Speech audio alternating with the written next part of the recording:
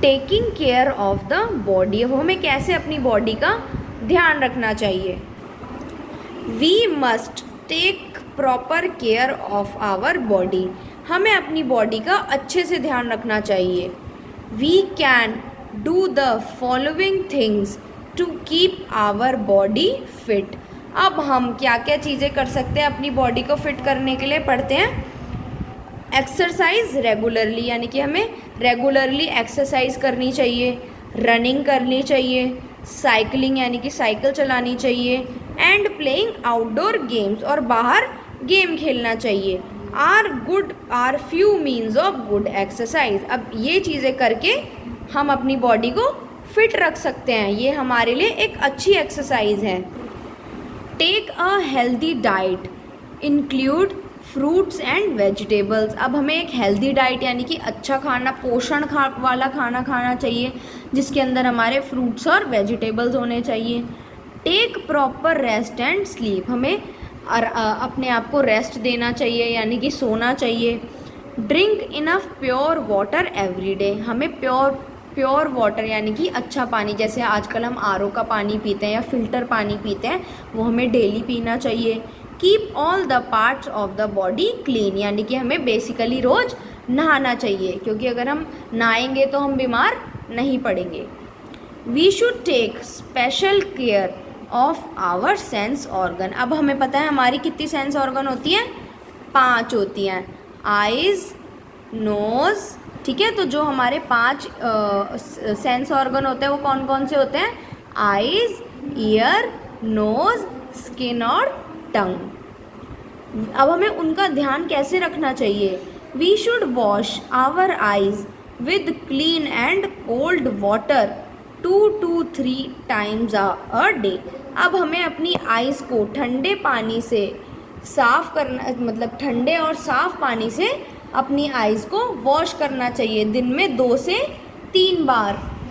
We should clean our ears using earbuds at least once a week, अब हम अपने year को कैसे क्लीन करना चाहिए, ईयरबड की हेल्प से हमें हफ्ते में एक बार अपने कानों को ज़रूर साफ़ करना चाहिए।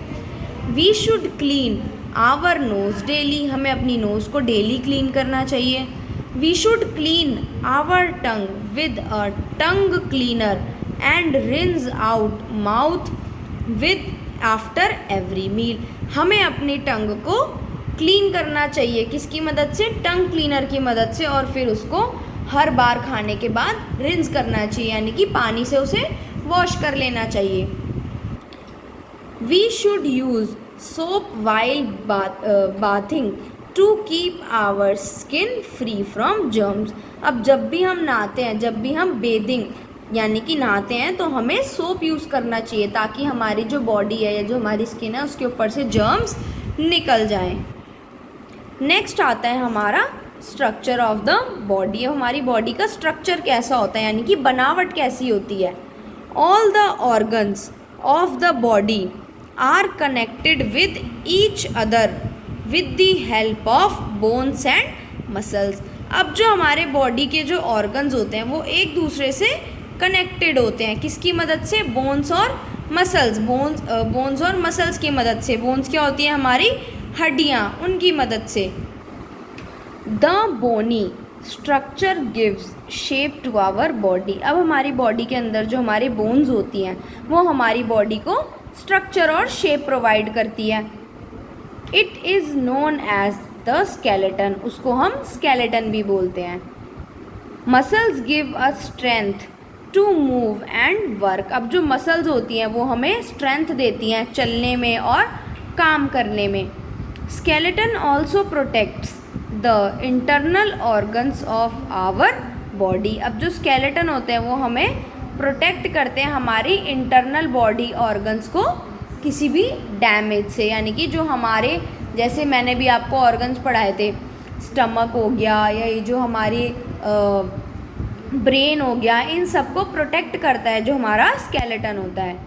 Skeleton and muscles are covered with skin, और हमारे जो स्केलेटन और मसल है उसके ऊपर ऐसे स्किन की कवरिंग होती है।